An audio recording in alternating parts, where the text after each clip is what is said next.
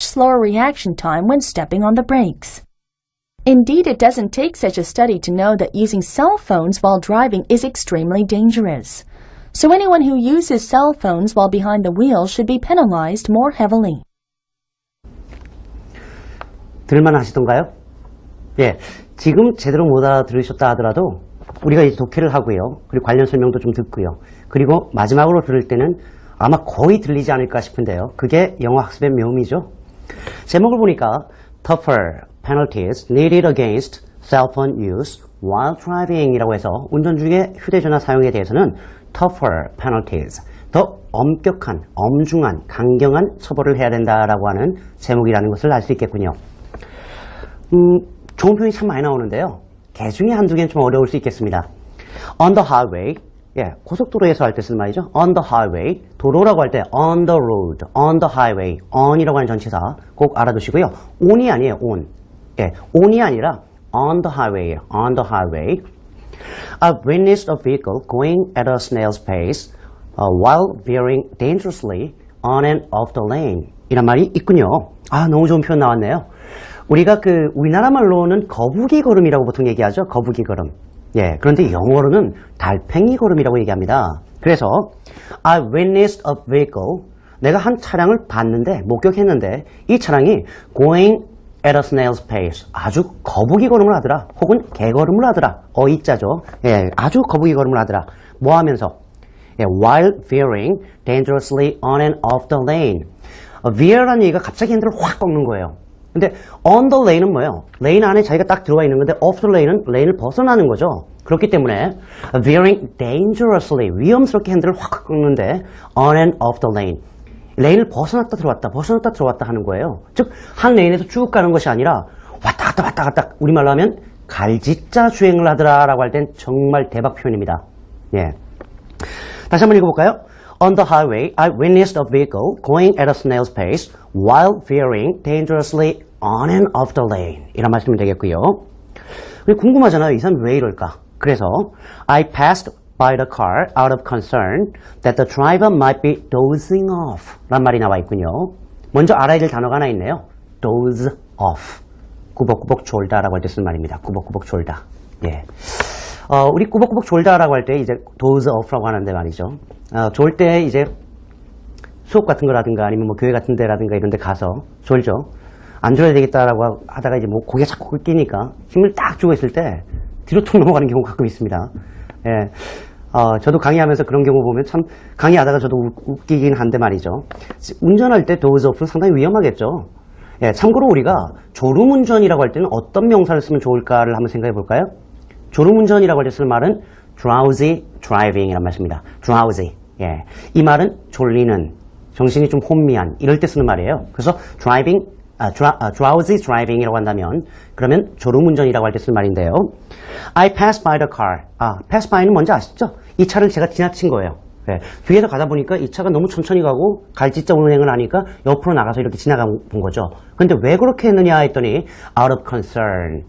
우리가 감정을 나타내는 추상명사 앞에 out of는 뭐뭐 때문에 라는 개념이에요. out of concern, 예, 걱정스러워서 라는 말이 되겠고요. 만약에 호기심이 동해서라고 할 땐 out of curiosity 라는 말이 있죠. out of curiosity.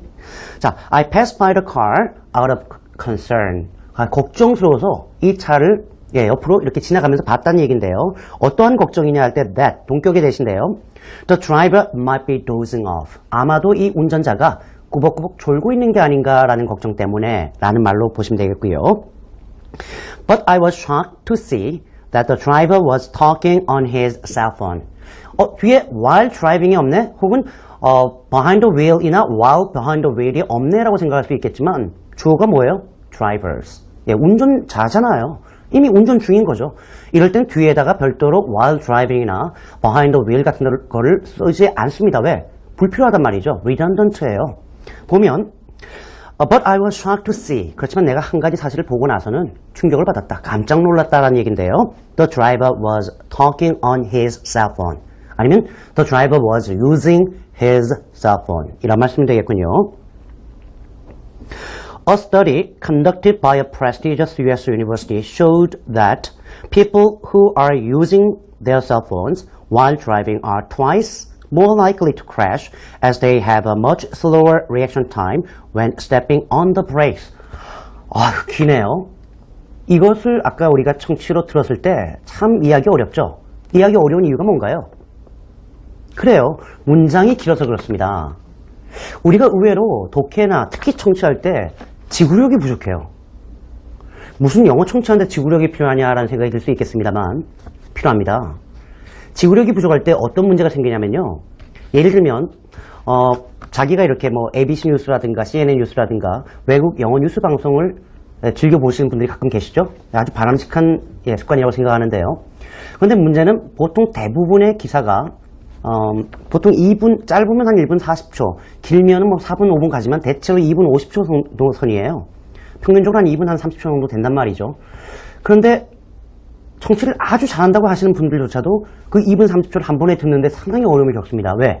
한 문장씩, 두 문장씩 듣는 연습만 너무 익숙하기 때문에 지구력이 부족한 거예요. 한 10초, 20초 정도 되면 그때부터 distraction 됩니다. 예, 아까 distract라는 단어의 명사가 distraction이에요. 관심이 분산되는 거죠. 머리를 긁기 시작하는 거죠. 그래서 우리가 문장이 길 때 놓치지 않고 따라가는 훈련을 자꾸 할 필요가 있겠는데요. 지금 같은 문장은 조금 끊어서 보면 더욱더 쉬워집니다. 제가 독해를 할 때도 항상 앞에서 끊어서 뒤에서부터 한참 돌아오는 게 아니라 앞에서 끊어서 그 다음 의미 달라고 연결하고 그 다음 의미 달락을 해결하고 그 다음 의미 달라고 넘어가는 방법을 쓰는 이유가 청취를 할 때 듣는 순간에 오케이 이렇게 쭉 들어가기 위해서는 독해도 앞에서 순차적으로 할 필요가 있다는 거죠. 일단 본문을 보면 A study which was conducted인데 which was는 생략됐죠. A study conducted by a prestigious US university showed 여기까지가 동사겠군요.